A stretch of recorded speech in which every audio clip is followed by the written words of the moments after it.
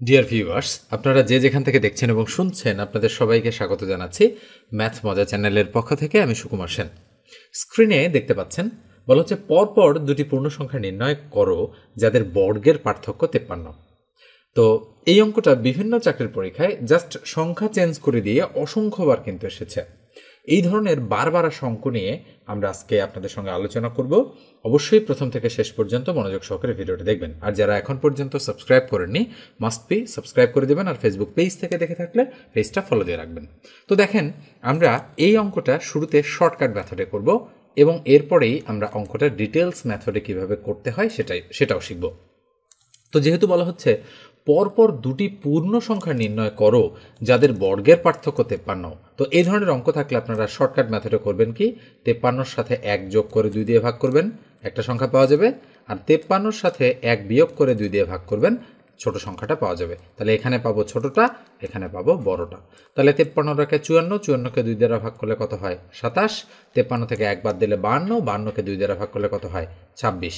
তাহলে একটা হচ্ছে 26 আর একটা হচ্ছে 27। তাহলে নিঃসন্দেহে আপনারা বুঝতে পারছেন একটা 26 এবং আর একটা 27। তো এবার আমরা ডিটেলস মেথডে অঙ্কটা করতে চাই। ডিটেলস মেথডটা দেখেন। তো আমরা যেহেতু অঙ্ক শুরুতেই দেখতে পাচ্ছি যে পরপর সংখ্যা হবে, তো ধরলাম প্রথম সংখ্যাটা এক্স, তাহলে আমরা এখানে লিখব যে ধরি প্রথমটা এক্স। তাহলে পরের সংখ্যাটা কি হবে? তাহলে প্রথমটা এক্স এবং দ্বিতীয় যে সংখ্যাটা আছে সেটা অবশ্যই এক্স প্লাস ওয়ান, যেহেতু সংখ্যা দুটা পরপর। তাহলে এবার পূর্ণ সংখ্যা আমরা নিলাম যাদের বর্গের পার্থক্য আছে। বর্গের পার্থক্য কি? বর্গ মানে এক্স প্লাস ওয়ান এর উপর হোল স্কোয়ার, এটা হলো বর্গ, এবং এটার বর্গ কি এক্স এর উপর স্কোয়ার। এর পার্থক্য ইকুয়াল কত? 53। তাহলে আমরা এই যে অ্যাকর্ডিং টু দ্য কোশ্চেন বা প্রশ্ন মতে বিল্ড আপ করে ফেললাম। এখন কথা হচ্ছে যে এইটা কেন সামনে লিখলাম, এটা কেন পিছনে লিখলাম। মনে রাখবেন এটা হচ্ছে বড় সংখ্যা আর এটা হচ্ছে ছোট সংখ্যা। তো পার্থক্য যখন আমি নির্ণয় করব, ধরেন 6 এবং 7-এর পার্থক্য আমি নির্ণয় করব, তাহলে অবশ্যই 7 বিয়োগ 6 আমি লিখব। এইভাবে আমাকে বলে দেয়নি যে এটা প্রথমে লিখতে হবে, এটা দ্বিতীয়তে লিখতে হবে, কিন্তু নর্মালি আমরা তাই করি। পার্থক্যের সময় বড়টাকে উপরে রাখি বা প্রথমে রাখি এবং ছোটটাকে পরে রাখি। সরি। তাহলে দেখেন এ প্লাস বি হোল স্কোয়ারের সূত্র, তাহলে a square plus 2ab plus হচ্ছে b square minus x square equal to 53। তাহলে এটা ক্রস হয়ে যাচ্ছে, তাহলে 1 গুণ করলে 2, তাহলে 2x প্লাস 1। তাহলে আমরা বলতে পারি বা 2x প্লাস 1 ইকুয়াল টু 53। তাহলে এই 1 এইদিকে আসলে কি হয়? তাহলে আমরা বলতে পারি 2x ইকুয়াল টু 53 থেকে 1 যদি বাদ যায় তাহলে 52। তাহলে সুতরাং x ইকুয়াল টু 52কে 2 দ্বারা ভাগ করলে কত হয় 26।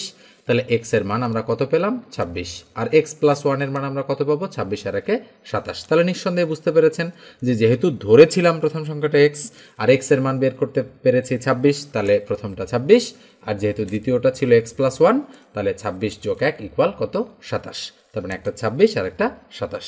তো এইভাবে শর্টকাট মেথডও যেমন শিখতে হবে এবং ডিটেলস মেথডটাও কিন্তু আপনাদের ধারণা নিয়ে রাখতে হবে যে ডিটেলসে আসলে আমি অঙ্কটা কিভাবে করতে পারি। এবার আমরা পরেরটাতে চলে যাচ্ছি। এই অঙ্কটা দেখেন বলা হচ্ছে কি এক্স কিউব মাইনাস এক্স স্কোয়ারকে এক্স মাইনাস 2 দ্বারা ভাগ করলে অবশেষ থাকবে কত, সেটা আপনাদেরকে বের করতে বলেছে। তাহলে আমরা ভাগ করব এইটাকে, অর্থাৎ এক্স কিউব মাইনাস এক্স স্কোয়ারকে এক্স মাইনাস 2 দ্বারা ভাগ, তাহলে এক্স মাইনাস 2 দ্বারা ভাগ। তাহলে আমরা ভাগ করতে চাই। তাহলে খেয়াল করে দেখেন ভাগের সময় যে জিনিসটা আমাদের করতে হয় সেটা হচ্ছে যে এই সংখ্যা এবং এখানে যে সংখ্যা বসাবো এই দুটো গুণ করে এটার সাথে মেলাতে হয়। তাহলে আমি যদি এখানে এক্স স্কোয়ার বসাই, এক্স স্কোয়ার আর এক্স গুণ করলে কত হবে এক্স কিউব, মিলে গেল। এবার মাইনাস আর এই প্লাস, প্লাসে মাইনাসে মাইনাস 2x স্কোয়ার। তাহলে এই দুটো আমি এবার কি করব বিয়োগ, তাহলে এখানে প্লাস আছে মাইনাস চিহ্ন আর এখানে মাইনাস আছে প্লাস চিহ্ন, তাহলে এইটা আর এটা ক্রস হয়ে গেল, তাহলে plus 2x square minus x square, তার মানে অবশ্যই প্লাস এক্স স্কোয়ার থাকে। এবার আমরা করব কি যে এবার এই জিনিসটাকে এটার সাথে মেলানোর চেষ্টা করব। তাহলে প্লাস আমি এক্স নিলাম, এক্স দ্বারা এক্সকে গুণ করলে কি হবে এক্স স্কোয়ার, আর মাইনাস 2 দ্বারা প্লাস এক্সকে গুণ করলে কত হবে, তাহলে মাইনাস 2x হবে। তাহলে আমরা এবার যোগ বিয়োগ করব, তার মানে প্লাস আছে মাইনাস দিব আর মাইনাস আছে প্লাস দিব, তাহলে এটা ক্রস কত থাকবে 2x থাকবে। এবার এটার সাথে মেলানোর জন্য কি করব, প্লাস আমরা একটা 1 নিব, 1 দ্বারা এক্সকে গুণ করলে প্লাস আমরা 2 নিব। খেয়াল করে দেখেন 2 না নিলে তো 2x মিলবে না, তাই না? তাহলে 2 আর x গুণ করলে কত হবে, 2x, আর 2 দ্বারা -2কে গুণ করলে হবে -4। তাহলে এটা আমরা যোগ বিয়োগ করতে চাই, নিচে যেহেতু জায়গা একটু কম রয়েছে তাহলে আমরা এখানে প্লাস আছে মাইনাস চিহ্ন দিব, আর এখানে মাইনাস আছে প্লাস চিহ্ন দিব। তাহলে প্লাসে মাইনাসে ক্রস হয়ে গেল, আর এটা এখন +4 হয়ে গেল। তাহলে আমাদের অ্যান্সার হচ্ছে +4। এটা কিন্তু মাইনাস না, প্রত্যেকটা অঙ্কই আপনারা খেয়াল করেছেন এরকম করে টান দিয়ে একটা অ্যান্সার থাকে, তাহলে এর অ্যান্সার হচ্ছে +4 বা 4। ঠিক আছে? তো এইভাবে ভাগ অঙ্কগুলো সমাধান করতে হয়। কিছুটা হার্ড লেভেলের অঙ্ক কিন্তু এগুলো, যাদের ভাগ সম্পর্কে ধারণা কম আছে তারা কিন্তু এই অঙ্কগুলো করতেই পারবেন না। এই জন্য ভাগ অর্থাৎ বীজগণিতের ভাগ অবশ্যই আপনাদেরকে প্রথমে শিখে নিতে হবে যে কিভাবে বীজগণিতের ভাগ আপনারা করবেন। যদি ভাগ অঙ্ক শিখতে চান তো অবশ্যই আপনারা কমেন্ট সেকশনে কমেন্ট করে লিখবেন যে বীজগণিতের ভাগ আমি শিখতে চাই, তাহলে আমি একটা স্পেসিফিক ভিডিও আপনাদেরকে বানিয়ে দেওয়ার চেষ্টা করব। এবার আমরা পরেরটাতে চলে যাচ্ছি। স্ক্রিনের এই অঙ্কটা দেখেন, বলা হচ্ছে কোন সংখ্যার 60% থেকে 60 বিয়োগ করলে ফলাফল 60 হবে, তবে সংখ্যাটি কত? মানে কোনো সংখ্যার 60% থেকে 60 বিয়োগ করলে ফলাফল 60, তবে সংখ্যাটি কত? তাহলে আমরা এই ধরনের অঙ্কে কি ধরে নিই বলেন তো দেখি। আমরা ধরে নিই যে ধরি আমাদের সংখ্যাটি হচ্ছে x, সংখ্যাটি কি x। এবার আমরা প্রশ্ন মতে বিল্ড আপ করি। তাহলে প্রশ্ন মতে আমরা কিভাবে বিল্ড আপ করি, কোনো সংখ্যার তার মানে x এর 60%, তার মানে আমরা লিখব x এর 60% থেকে 60 বিয়োগ, তাহলে 60 বিয়োগ করলে ফলাফল 60, তাহলে ইকুয়াল 60 দিলাম, তবে সংখ্যাটি কত? তাহলে আমরা এবার x এর মান বের করব। তাহলে x এর 60% মানে কত, উপরে 60 তার নিচে 100, ইকুয়াল এই 60 যদি এইদিকে আসে তাহলে মাইনাসটা প্লাস হয়ে যায়, 60 60 120। তাহলে বা এই শূন্য কাটা, তাহলে 3 দুগুণ 6, 5 দুগুণ 10, তার মানে উপরে 3x, তার নিচে কত 5, ইকুয়াল কত 120। তাহলে এর নিচে 1 আছে, 1 দ্বারা এটাকে গুণ, 5 দ্বারা এটাকে গুণ, তাহলে সুতরাং আমরা বলতে পারি 3x ইকুয়াল টু 120 গুণন হচ্ছে 5, আমরা বাই দেই এখানে। তাহলে সুতরাং x ইকুয়াল টু কত হবে, 120 গুণন 5 ভাগ কত 3, তাহলে 3 দ্বারা যদি কাটি 3 4 12, শূন্য দিয়ে দিলাম, তাহলে 45 কত হয় 200, তাহলে 45 200 হচ্ছে আমাদের আনসার। তার মানে সঠিক উত্তর হচ্ছে আমাদের 200। নিশ্চয়ই বুঝতে পেরেছেন অঙ্কটা যে কিভাবে আমি ক্যালকুলেশন করলাম। এবার আমরা পরেরটাতে চলে যাচ্ছি। তো এই পর্যায়ে একটু বলি, যারা ম্যাথ আমার কাছে শিখতে চান অবশ্যই 01642702760 এই নাম্বারে অবশ্যই নর্মাল কল করবেন অথবা হোয়াটসঅ্যাপে আমাকে নক দেবেন। মাত্র 510 টাকার বিনিময়ে আমি অনলাইনে আপনাদের ম্যাথের একটা কোর্স করাই। মোট 40+ ক্লাস থাকবে সেখানে এবং 33+ PDF শিট আপনারা আমার কাছ থেকে পাবেন। মোটমাট আমরা 1000+ অঙ্ক করাবো আপনাদেরকে। এর মধ্যে লাইভ ক্লাসেই 600-র মতো অঙ্ক সমাধান করে দেওয়া হবে, বাকি 400 কিন্তু আপনারা আমার কাছে হোমওয়ার্ক হিসেবে পাবেন। তো যারা কোর্সে জয়েন করতে চান খুব দ্রুত আপনারা এই নম্বরে আমার সাথে যোগাযোগ করেন। এবার আমরা পরেরটাতে চলে যাচ্ছি। স্ক্রিনের এই অঙ্কটা দেখেন, বীজগণিতের এই অঙ্কটাতে দেওয়া আছে কি a + 1 ভাগ a ইকুয়াল 3। তাহলে আমরা লিখতে পারি দেওয়া আছে a + 1 ভাগ a ইকুয়াল টু 3, এটা দেওয়া আছে। মান বের করতে হবে কিসের, a³ + 1 ভাগ a³ ইকুয়াল টু হোয়াট, এটার মান আমাদেরকে বের করতে বলা হচ্ছে। তাহলে আমরা অঙ্কটা লিখব a তার উপর কিউব প্লাস 1 ভাগ a তার উপর কিউব। আমরা a³ + b³ এই আদলে অঙ্কটাকে সাজালাম। তাহলে এবার যদি আমরা ক্যালকুলেশন করি তাহলে a + 1 ভাগ a তার উপর আমরা কিউব দিব, -3 ইন্টু a ইন্টু 1 ভাগ a ইন্টু a + 1 ভাগ a। আমরা অবশ্যই এইভাবে লিখতে পারি, এটা হচ্ছে অনুসিদ্ধান্ত। তো ইকুয়াল a + 1 ভাগ a ইকুয়াল কত 3, তাহলে 3-এর উপর কিউব হবে, -3 ইন্টু 1 ইন্টু এটার মান কত 3, তাহলে 3-এর উপর কিউব মানে 27, -3 × 9, তাহলে 27 থেকে যদি আমরা 9 বাদ দিই তাহলে কত থাকবে, অবশ্যই 18/18 থাকবে।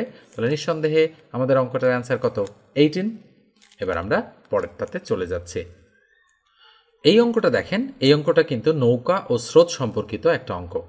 তো এই ধরনের অঙ্ক যদি পরীক্ষায় আসে তাহলে আপনারা অবশ্যই একটা প্রসেস মেনটেন করবেন, সেটা হচ্ছে মাঝখানে আপনারা লিখবেন লঞ্চ বা নৌকা, এর পাশাপাশি আপনারা কি কি লিখবেন বলেন তো দেখি। লঞ্চকে স্রোত একবার হেল্প করে তখন অনুকূলে চলে, লঞ্চকে স্রোত একবার বাধা প্রদান করে তখন নৌকাটা প্রতিকূলে চলে।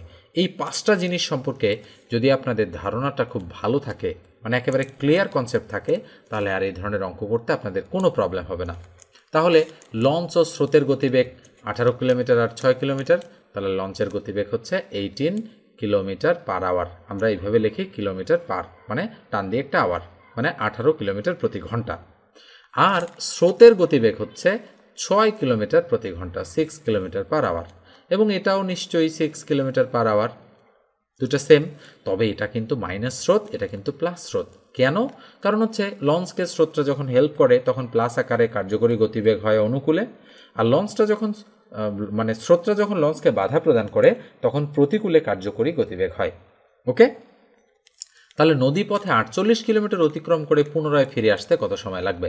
তার মানে 48 কিলোমিটার একবার যেতে হবে, ধরেন এখান থেকে এই পর্যন্ত 48 কিলোমিটার, এটা আমরা অনুকূলে যাব, আবার এখান থেকে 48 কিলোমিটার আমরা ফেরত আসব, তো ধরে নিলাম এই 48 কিলোমিটার আমরা প্রতিকূলে ফেরত আসব। তাহলে যাওয়া এবং আসায় মোট কতক্ষণ সময় লাগবে সেটা বের করতে হবে, মানে কত ঘন্টা সময় লাগবে। তাহলে যখন আমরা 48 কিলোমিটার অনুকূলে যাব, মানে অনুকূলের দিকে যাব, তাহলে লঞ্চ চলে 18 কিলোমিটার পার আওয়ারে, স্রোত যায় 6 কিলোমিটার পার আওয়ারে, তাহলে 18 আর 6 24 কিলোমিটার পার আওয়ার হচ্ছে কার্যকরী গতিবেগ অনুকূলে। তাহলে 48 কিলোমিটার রাস্তা যাইতে কয় ঘন্টা সময় লাগবে? 2 ঘন্টা। এবার আসেন এবার প্রতিকূলে, তাহলে লঞ্চ চলে 18 কিলোমিটার পার আওয়ারে, স্রোত বাধা দেয় 6 কিলোমিটার পার আওয়ারে, তাহলে প্রতিকূলে কার্যকরী গতিবেগ 18 থেকে 6 বাদ দিলে কত হয়? 12 কিলোমিটার পার আওয়ার। তাহলে 12 কিলোমিটার পার আওয়ার বেগে যদি আমরা প্রতিকূলে ফেরত আসি, তাহলে 48 কিলোমিটার রাস্তা আসতে 4 12 48, তার মানে 4 আওয়ার সময় লাগবে। তাহলে 4 আওয়ার্স অ্যান্ড 2 আওয়ার্স, 6 আওয়ার্স সময় লাগবে আমাদের মোট। তাহলে দেখেন অ্যান্সার হচ্ছে 6 ঘন্টা। তাহলে নিঃসন্দেহে বুঝতে পেরেছেন যে এই ধরনের অঙ্কগুলো কিভাবে ক্যালকুলেশন করতে হয়। তো এ পর্যায়ে একটু বলি, যারা ফেসবুক পেজ থেকে এই মুহূর্তে ভিডিওটা দেখছেন অবশ্যই পেজটা ফলো দিয়ে রাখবেন, আর যারা ইউটিউব থেকে দেখছেন তারা মাস্ট বি সাবস্ক্রাইব করে দেবেন, আর ভিডিওটাতে অবশ্যই একটা লাইক দিতে ভুলবেন না। এবার আমরা পরের অঙ্কে চলে যাচ্ছি। এই অঙ্কটা দেখেন ত্রিভুজ সংক্রান্ত একটা অঙ্ক। বলা হচ্ছে একটি সমকোণী ত্রিভুজের দ্বিতীয় কোণটির মাপ 20 ডিগ্রি হলে তৃতীয় কোণটির মাপ কত? তো শুরুতেই আমরা একটা সমকোণী ত্রিভুজ অঙ্কন করার চেষ্টা করি। স্ক্রিনে দেখতে পাচ্ছেন এটা একটা সমকোণী ত্রিভুজ। কেন এটাকে আমরা সমকোণী ত্রিভুজ বলতে পারি? কারণ যে ত্রিভুজের একটা কোণ 90 ডিগ্রি বা এক সমকোণ, সেই ত্রিভুজটাই হচ্ছে সমকোণী ত্রিভুজ। তাহলে একটি সমকোণী ত্রিভুজ বলতে আমরা একটা কোণ 90 ডিগ্রি আলা একটা ত্রিভুজকে বোঝাচ্ছি, যে দ্বিতীয় কোণটি ধরলাম এটা প্রথম কোণ, এটা দ্বিতীয় কোণ, তাহলে দ্বিতীয় কোণের মাপ 20 ডিগ্রি, তাহলে আমরা 20 ডিগ্রি দিয়ে দিলাম। তাহলে বলা হচ্ছে তৃতীয় কোণটার মাপ কত? আনুমানিক আমরা কিন্তু কোণগুলো আইডেন্টিফাই করেছি কোনো মাপযোগ ছাড়াই। তাহলে আমরা জানি একটা ত্রিভুজ সর্বমোট 180 ডিগ্রি কোণ উৎপন্ন করতে পারে। তাহলে 90 ডিগ্রি আর 20 ডিগ্রি, তাহলে 110 ডিগ্রি হলো দুইটা মিলায়া। তাহলে দুইটা মিলায় যদি 110 ডিগ্রি হয়, তাহলে আর একটা কত ডিগ্রি? নিঃসন্দেহে 70 ডিগ্রি হবে। তার মানে অবশ্যই এই অঙ্কটার অ্যান্সার হচ্ছে 70 ডিগ্রি বা 70 ডিগ্রি। এবার আমরা পরেরটাতে চলে যাচ্ছি। স্ক্রিনের এই অঙ্কটা দেখতে পাচ্ছেন, বলা হচ্ছে এটাও ত্রিভুজ সংক্রান্ত একটা অঙ্ক। বলা হচ্ছে কি একটি ত্রিভুজের 3টি বাহুর দৈর্ঘ্য 13, 14 ও 15 মিটার। ত্রিভুজটির ক্ষেত্রফল কত? এখানে অ্যান্সার দেওয়া রয়েছে 108 বর্গমিটার। এখন অঙ্কটা কিভাবে করতে হবে সেটা খেয়াল করেন। যেহেতু আমাদের এই ত্রিভুজটার 3টা বাহু আছে, একটা 13, একটা 14 আর একটা 15, তাহলে নিঃসন্দেহে আমরা বলতে পারি যে এই ত্রিভুজটা একটা বিষমবাহু ত্রিভুজ, মানে যার কোনো বাহুই সমান না। ধরলাম এটা 13, ধরলাম এটা 14 আর ধরলাম এটা 15। এই ত্রিভুজটা কি ত্রিভুজ? এবিসি একটা ত্রিভুজ যেটা হচ্ছে বিষমবাহু ত্রিভুজ, অর্থাৎ কোনো বাহুই এর সমান নয়। এই ত্রিভুজটার ক্ষেত্রফল, তো বিষমবাহু ত্রিভুজের ক্ষেত্রফল হচ্ছে বা এরিয়া, এর সূত্র হচ্ছে √s into s minus a into s minus b into হচ্ছে এস মাইনাস সি। এটা এখানে এ হচ্ছে প্রথম বাহু, অর্থাৎ এটা হলো এ, বি হচ্ছে দ্বিতীয় বাহু এবং সি হচ্ছে তৃতীয় বাহুর দৈর্ঘ্য। আর এখানকার এস কি? এস মানে অর্ধ পরিসীমা। মনে রাখতে হবে এস মানে অর্ধ পরিসীমা। অর্ধ পরিসীমা হচ্ছে যে 3টা মান দেওয়া থাকবে সে 3টা যোগ করে 2 দ্বারা ভাগ, যেহেতু অর্ধ মানে হাফ দ্বারা ভাগ, মানে 2 দ্বারা ভাগ করতে হবে। তাহলে আমরা 13, 14 আর 15কে যদি 2 দ্বারা ভাগ করি, তাহলে 13, 14 আর 15 কত হয় বলেন তো দেখি? 3 আর 4 7, 7 5 12, 12 2 হাতে কত? 1, 1 আর 1 2 আর 1 3 আর 1 4, তার মানে 42কে 2 দ্বারা ভাগ করলে কত হবে? 21। তার মানে এস এর মান কত দাঁড়াচ্ছে? 21। তাহলে √s হচ্ছে 21। এস থেকে এ বাদ, তাহলে 21 থেকে 13 বাদ দিলে কত থাকে? 8। আবার এস থেকে বি বাদ, তাহলে 21 থেকে 14 বাদ দিলে কত থাকে 7। আবার এস থেকে সি মানে 15 বাদ দিলে কত থাকে 6। তাহলে নিঃসন্দেহে আপনারা বুঝতে পারতেছেন যে কিভাবে এই জিনিসটার এখন ক্যালকুলেশন হবে। আমরা এবার এই পুরো জিনিসটাকে কি করতে পারি, গুণ করে দিয়ে বর্গমূল করতে পারি, অথবা বর্গমূল করার আরেকটা প্রসেস রয়েছে। 21কে সবচেয়ে ছোট সংখ্যা দিয়ে আমরা ভাঙাবো 3 গুণন 7। 18কে 8কে আমরা ভাঙাবো 2 গুণন 2 গুণন 2। 7কে ভাঙানো যায় না, তাই 7 7ই থাকবে। প্লাস 6কে ভাঙানো যায় 2 গুণন 3। এইভাবে ভাঙাবো। ভাঙানোর পর আমরা জোড়া জোড়া মেনটেন করব। এখানে 3 একটা আছে এবং আরেকটা আছে, তাই একটা 3 বাইরে লিখবো, কেননা 3-এর উপরে স্কোয়ার মানে স্কোয়ার রুট কাটা গিয়ে 3 থাকে। ইকুয়াল 7 দুইটা আছে, একটা বাইরে লিখবো, গুণন 2 আছে এক জোড়া, একটা বাইরে লিখবো, আবার 2 আছে এক জোড়া, আমরা আর একটা বাইরে লিখবো। তো দেখেন এভাবেই কিন্তু আমরা মিডল টার্ম বর্গমূল করে ফেললাম। তাহলে 3 সাথে 21, 21 দুগুণ 42, 3 সাথে 21, 21 দুগুণ 42, 42 দুগুণ কত হয়, আমরা আর একটু হিসাব করি এই অঙ্কটা। সেটা হচ্ছে যে এই যে আমরা করেছি, এই একটু আমরা দাগ দিয়ে দিয়ে করি তাহলে যেন ভুল না হয়। 3 আর 3, দুইটা 3-এর মধ্যে একটা নিয়েছি।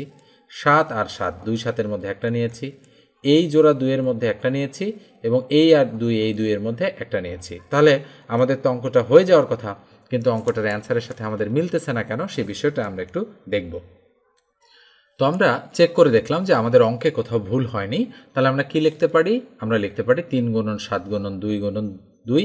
তাহলে 7 দুগুণ 3 সাথে 21, 21 দুগুণ 42, 42 দুগুণ 84। তাহলে নিঃসন্দেহে আমাদের 84 বর্গমিটার হচ্ছে এই অঙ্কটার অ্যান্সার। তাহলে আমাদের কিন্তু ভুল নেই কোনো। তারপরেও আপনারা আর একটু চেক করে দেখবেন যে কোথাও ভুল হচ্ছে কিনা। তো আমরা দেখলাম যে এই অঙ্কটাতে আমাদের কোথাও ভুল নেই।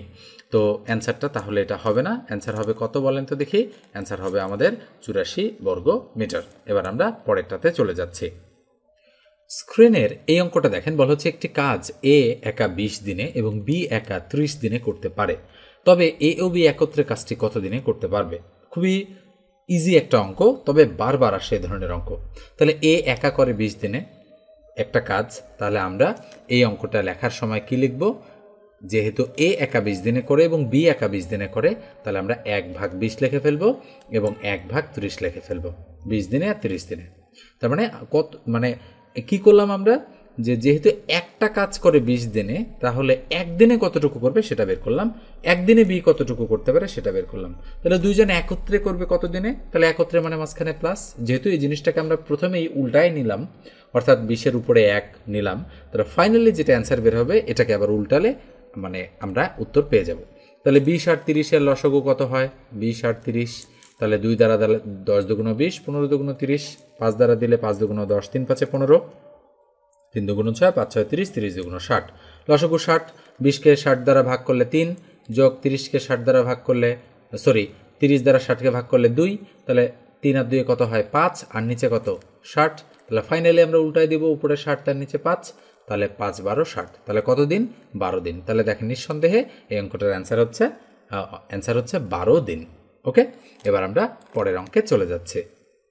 স্ক্রিনের এই অঙ্কটা দেখেন, বলা হচ্ছে বার্ষিক 10% সরল সুদে 3 বছর পর কোনো টাকার সুদ 150 টাকা হলে আসল কত।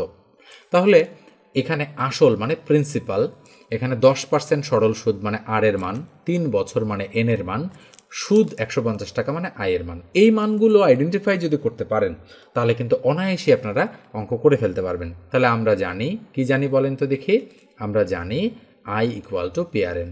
আই ইকুয়াল হচ্ছে পি আর এন। এখানে আই মানে সুদের হার, আই মানে সুদ বা মুনাফা, পি মানে হচ্ছে আসল বা মূলধন, আর মানে হচ্ছে সুদের হার বা মুনাফার হার, এন মানে হচ্ছে বছর বা সময়। তাহলে আই কত দেওয়া আছে 150, ইকুয়াল পি আছে কত, পি বের করতে হবে, ইন্টু আর কত, আর হচ্ছে 10%, তাহলে 10% মানে উপরে 10 তার নিচে 100, ইন্টু এন কত, এন হচ্ছে 3, তাই না, এন এর মান হচ্ছে 3। তাহলে আমরা 0 0 কেটে দিতে পারি এই 3 উপরের সংখ্যা, তাহলে বা আমরা কি বলতে পারি 150 ইকুয়াল টু 3p উপরে আর নিচে হলো 10। তাহলে আর গুণ বা বজ্রগুণ করলে এটা দ্বারা এটাকে গুণ, এটা দ্বারা এটাকে গুণ, তাহলে বা আমরা বলতে পারি 3p ইকুয়াল টু 150 গুণন হচ্ছে 10। তাহলে p ইকুয়াল টু কত হবে, এর নিচে 3 চলে যাবে, তাহলে 3 5 15, 5 আর 0 দিয়ে দিলাম, তাহলে 50 আর 10 গুণ করলে কত হয় 500। তাহলে নিঃসন্দেহে এই অঙ্কটার সঠিক উত্তর হচ্ছে 500 টাকা। এবার আমরা পরের অঙ্কে চলে যাচ্ছি। স্ক্রিনে দেখতে পাচ্ছেন এই অঙ্কটা কিন্তু ঐকিক নিয়মের একটা অঙ্ক, তবে বারবার আসে এই ইঁদুর বিড়ালের অঙ্কটা।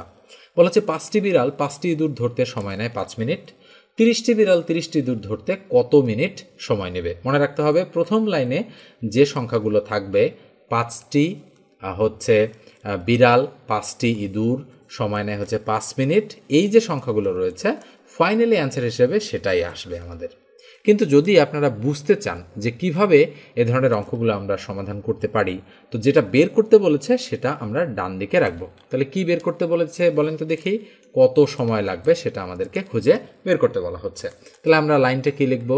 আমরা লিখব 5টি বিড়াল 5টি ইঁদুর ধরে 5 মিনিটে। তাহলে আমরা এভাবে লিখব 5টি বিড়াল 5টি ইঁদুর ধরে কয় মিনিটে বলেন তো দেখি? 5 মিনিটে লিখলাম। এবার আমরা একে কনভার্ট করব এই জিনিসটাকে। তাহলে মনে রাখবেন ঐকিক নিয়মের সময় বেশি মানে গুণ আর কম মানে হচ্ছে ভাগ। তাহলে 5টি বিড়াল 5টি ইঁদুর ধরে 5 মিনিটে, তাহলে বলেন তো দেখি একটা বিড়ালের কতক্ষণ সময় লাগবে? নিঃসন্দেহে সময় বেশি লাগবে। তাহলে 5টা বিড়াল যেহেতু 5টা ইঁদুর ধরে 5 মিনিটে, তাহলে একটা বিড়ালের সময়টা 5টা ইঁদুর ধরতে বেশি লাগবে, তাহলে বেশি মানে গুণ, তাহলে 5 গুণন 5, এই 5 আর এই 5 গুণ হলো কিন্তু। এবার 5টি বিড়াল ধরতে সময় নেয় 5 মিনিট, তাহলে একটা বিড়াল 5টি ইঁদুর ধরতে সময় নেয় 5 মিনিট, তাহলে একটা ইঁদুর ধরতে সময় নেবে কত মিনিট? কম না বেশি? নিঃসন্দেহে কম। মনে রাখেন কম মানে ভাগ। তাহলে 5টি ইঁদুর ধরতে সময় নেয় 5 মিনিট, তাহলে একটা ইঁদুর ধরতে সময় কম নেবে, কম মানে ভাগ। তার মানে এই 5 ভাগ হয়ে গেল, এই যে 5টা ভাগ হয়ে গেল। দেখেন এভাবে কিন্তু গুণ আর ভাগ হয়। এবার প্রথম লাইনটা মনে মনে বাদ। তাহলে বাদ দেওয়ার পরে আমরা যদি এবার একটি বিড়াল 1টি ইঁদুর ধরে এত মিনিটে, এবার আসেন 30টি বিড়াল, তাহলে একটার জায়গায় যদি আমি বিড়াল 30টা দেই, তাহলে লাইনটা একটু বোঝার চেষ্টা করেন। তাহলে একটি বিড়াল 1টি ইঁদুর ধরে এত মিনিটে, ধরেন 5 মিনিটে, আমরা ধরলাম এই সংখ্যাটাকে 5 মিনিটে। তাহলে একটা বিড়াল যেহেতু ধরে 5 মিনিটে, তাহলে 30টা বিড়াল ইঁদুর ধরবে কয় মিনিটে? 30টা বিড়ালের তো ইঁদুর ধরতে বেশি সময় লাগবে, তার মানে বেশি মানে গুণ, তাহলে গুণন 30 উপরে চলে গেল। এবার 30টি ইঁদুর, একটা ইঁদুর ধরতে যে সময় লাগে 30টা ইঁদুর ধরতে তার বেশি সময় লাগবে, তাই না? তাহলে একটা ইঁদুর ধরতে যে সময় লাগবে 30টা ইঁদুর ধরতে তার চেয়ে তো কী সময় লাগবে বলেন তো দেখি? একটা ইঁদুর ধরে যে মিনিটে 30টা ইঁদুর ধরতে কি সময় লাগবে? কম না বেশি? আরেকটু খেয়াল করেন। আচ্ছা, আমরা এই লাইনটা আরেকবার একটু চিন্তা করে তারপরে একটু বসাই, খেয়াল করে দেখেন। ওকে, মনোযোগ দেন একটু। তো একটা বিড়াল ধরে একটা ইঁদুর 5 মিনিটে। তাহলে যদি আমি বলি যেহেতু একটা বিড়াল, এই যে দেখেন এটা কিন্তু বিড়াল ছিল, একটা বিড়াল ধরে একটা ইঁদুর 5 মিনিটে, তাহলে বিড়াল যদি 30টা হয় এবার, তাহলে 30টা বিড়াল, তাহলে বিড়ালের সংখ্যা বাড়াচ্ছি, তাহলে ইঁদুর ধরতে সময় কম লাগবে না বেশি লাগবে? নিঃসন্দেহে সময় কম লাগবে, কেননা বিড়াল তো ইঁদুর ধরে। তাহলে বিড়ালের সংখ্যা বেশি হওয়া মানে কি? বিষয়টা দেখেন, সময় কি লাগা? কম লাগা, তাহলে কম মানে ভাগ, তাহলে এটা ভাগ হয়ে যাবে। এবার একটা ইঁদুর ধরে এত মিনিটে, তাহলে 30টা ইঁদুর, এই যে 30টা ইঁদুর ধরতে পারবে, এবার সময়টা কি লাগবে? বেশি লাগবে, তাহলে বেশি মানে গুণ।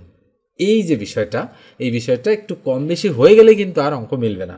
তাহলে 30 ক্রস প্লাস 5 ক্রস, তাহলে কয় মিনিট? 5 মিনিট। তো দেখেন ঐকিক নিয়মের এই সেন্সগুলো কিন্তু খুব গুরুত্বপূর্ণ। আমারও কিন্তু উল্টাপাল্টা হয়ে গিয়েছিল, তো এই জন্য সেন্সটা যেন গড়বড় না হয় সেই জিনিসটা মাথায় রাখবেন।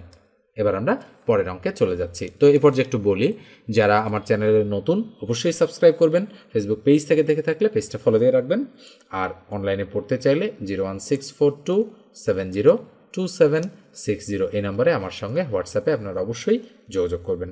মাত্র 510 টাকা ফুল কোর্সের হচ্ছে ফি, এবং 33টা পিডিএফ শিট আপনারা ফ্রিতেই পাবেন, এবং সর্বমোট আমরা 1000 অঙ্ক কোর্স চলাকালীন সময়ে আপনাদেরকে প্র্যাকটিস করাবো, এবং 40+ ভিডিও লেকচার থাকবে।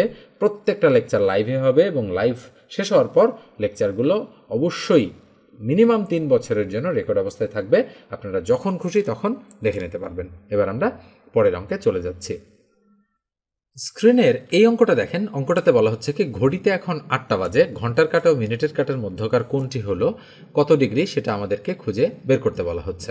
তো মনে রাখেন ঘড়ির অঙ্কগুলোতে আমাদের কোণ বের করার জন্য একটা সূত্র আমরা প্রয়োগ করি, সেটা হচ্ছে 11m - 60h ভাগ হচ্ছে 2, এবং অবশ্যই এটা মানে পরম মান এর মধ্যেই থাকে, অর্থাৎ মাইনাস চিহ্ন আসলে সেটা গ্রহণযোগ্য হয় না।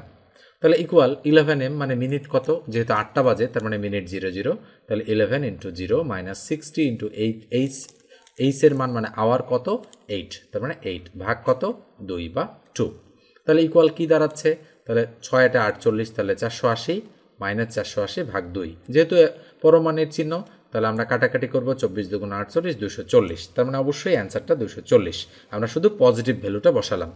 তবে মনে রাখবেন যে এই ধরনের অঙ্ক যদি অ্যান্সার কখনো 180 ডিগ্রি অপেক্ষা বেশি হয়, মনে রাখতে হবে যদি ফাইনালি অ্যান্সারটা 180 ডিগ্রি অপেক্ষা বেশি হয় তাহলে আমাদের 360 থেকে মাইনাস করে দিতে হবে। তাহলে 360 থেকে, যেহেতু 240 180 অপেক্ষা বেশি, তাহলে 360 থেকে 240 বিয়োগ করে দিতে হবে। তাহলে 360 থেকে 240 বিয়োগ করলে 120 ডিগ্রি হচ্ছে আমাদের সঠিক উত্তর। এই বিষয়টা কিন্তু আপনাদের মাথায় রাখতে হবে যে যদি কখনো কোনো অঙ্কের অ্যান্সার এখানে 180 বা তার কম থাকে তাহলে যা আছে তাই হবে, আর যদি এখানে 180 বা তার মানে 180 এর বেশি আসে তাহলে 360 থেকে মাইনাস করে দিলে যা আসবে সেটাই হবে আমাদের আনসার। তো এই হচ্ছে আমাদের 10টা অঙ্ক। তো আমি এটা মুছে দিলাম, মুছে দিয়ে এবার আমি আপনাদের একটা হোমওয়ার্ক দিচ্ছি, তো অবশ্যই আপনারা করবেন। এই অঙ্কটা দেখেন, বলা হচ্ছে কি ক ও খ একত্রে মিলে একটি কাজ 12 দিনে করতে পারে, ক একা কাজটি 20 দিনে করতে পারে, খ একা কাজটি কত দিনে করতে পারবে। তো অবশ্যই এই অঙ্কটা আপনারা করবেন, করার পরে অ্যান্সারটা আমাকে জানাই দিবেন কত হচ্ছে। দেখেন অ্যান্সার কিন্তু দেয়া রয়েছে, কিন্তু তারপরেও আপনারা অঙ্কটা করবেন ভালো করে, করার পরে অ্যান্সারের সাথে আপনারা মেলাবেন। আর অবশ্যই কমেন্ট করে জানাবেন যে ভিডিওগুলো আপনাদের কেমন লাগছে বা অন্য কোনো ধরনের ভিডিও চান কিনা সেটাও আপনারা লিখে জানাবেন। ধন্যবাদ সবাইকে, ভালো থাকবেন, সুস্থ থাকবেন।